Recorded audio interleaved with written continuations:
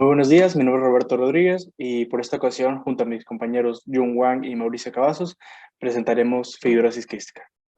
¿Qué es la fibrosis quística? Este es un trastorno heredado potencialmente mortal que daña los pulmones y el sistema digestivo. La fibrosis quística afecta a las células que producen la mucosa, el sudor y los jugos gástricos. Provoca que estos fluidos se tornen espesos y pegajosos y luego atascan los tubos de los tractos y los canales.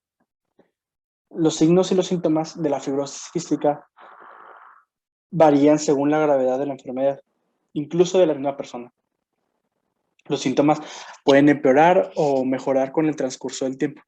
Es posible que algunas personas realmente no experimenten síntomas hasta la adolescencia o incluso hasta la edad adulta.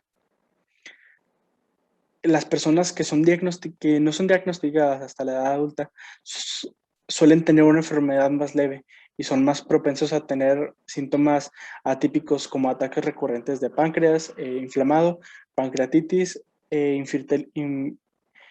infertilidad y neumonías recurrentes.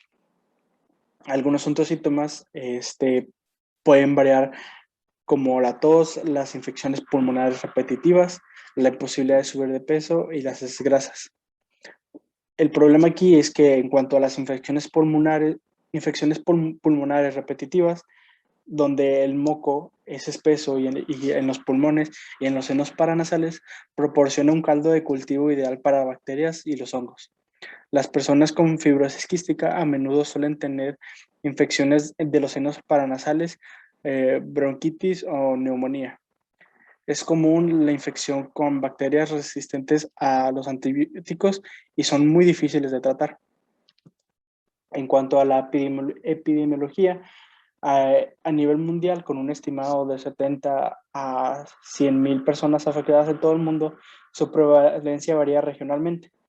Esto se refiere a que puede que haya más casos de fibrosis quística en regiones, en diferentes regiones a otras, como se muestra en el mapa. Y es notoriamente mayor en descendencias europeas, donde aproximadamente una de cada 25 personas de ascendencia europea es portadora de una alelo no funcional. En cuanto a México, cada año 400 niños son afectados, donde esto equivale a uno de cada 8,500 nacimientos. La tasa de diagnósticos en México es muy baja y se estima que la esperanza de vida es alrededor de los 18 años de edad. Se considera que una de cada 60 personas en México es portadora del gen de la fibrosis quística. En cuanto al gen de la fibrosis quística, el gen CFTR, cuya alteración es responsable de esta enfermedad, tiene 27 exones y se extiende sobre 250 kilobases de cromosomas, del cromosoma 7, dando lugar a un RNA de 6,5 kilobases. En 1986 se aisló el gen CFTR implicado en la fibrosis quística. Este gen se encuentra localizado en 7q31. La proteína que codifica está compuesta por 1480 aminoácidos. Secuencia del intrón 8 cercano al punto aceptor de splicing. El mapa del gen de la fibrosis quística. Con representación a sus exones, que son las barras verticales, la mutación principal BF508, los marcadores polimórficos, microsatélites y otros clones clave del análisis del gen CFTR y el RNAM, trazados de un sombreado claro oscuro que se puede observar.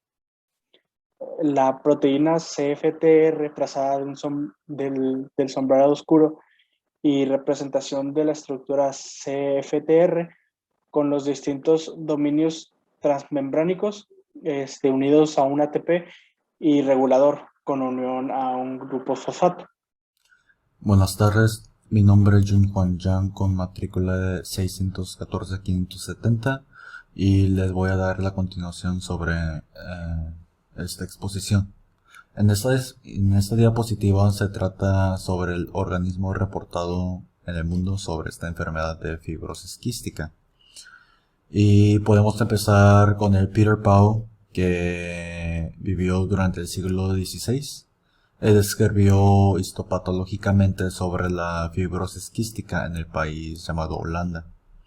Y el experimento que se realizó fue la autopsia a una niña de 11 años donde se consideró ser hechizada durante esa época, porque demostró muchos síntomas raros durante por 8 años.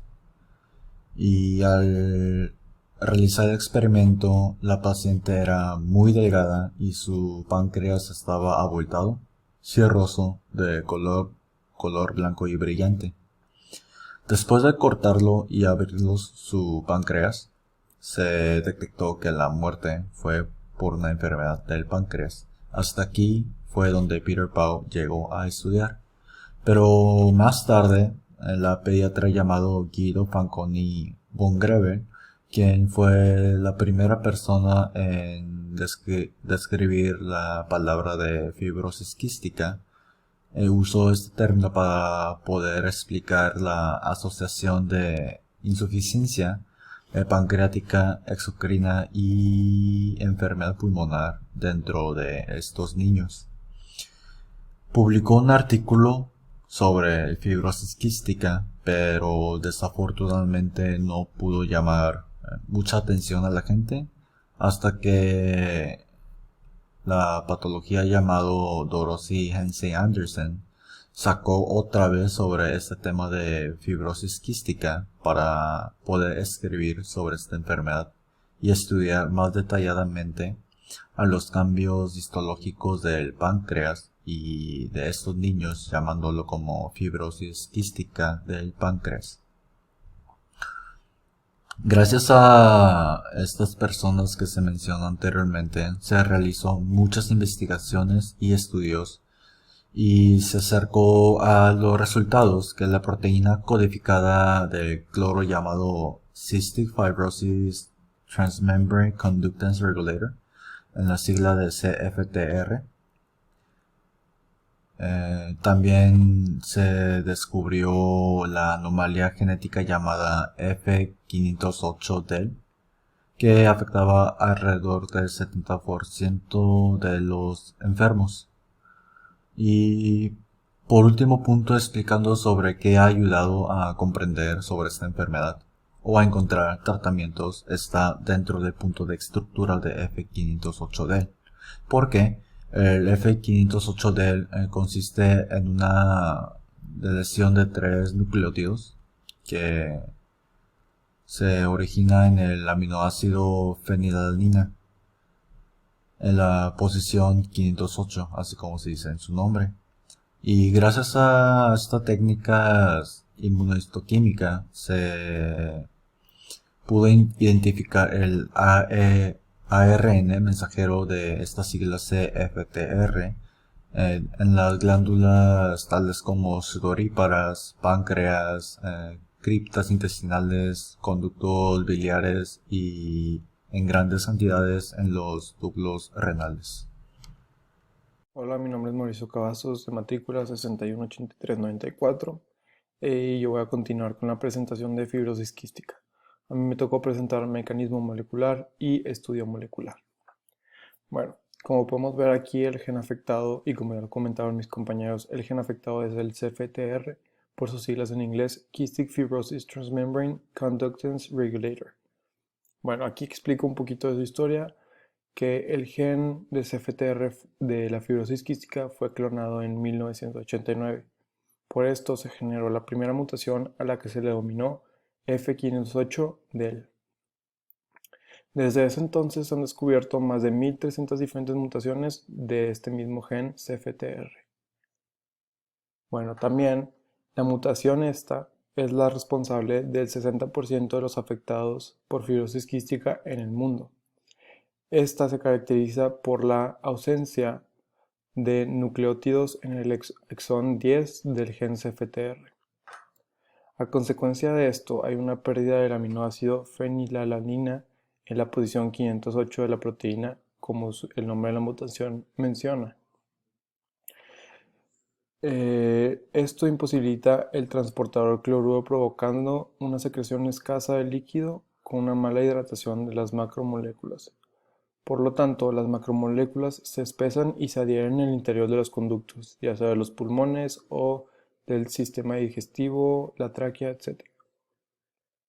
Y ya que estos no se pueden eliminar, estos acaban obstruyendo los mismos, así dificultando su función normal. Bueno, por último, en el estudio molecular, nosotros vimos la técnica de PCR por agrupamiento. Esto es para identificar la mutación de la fibrosis quística, de nombre F508del.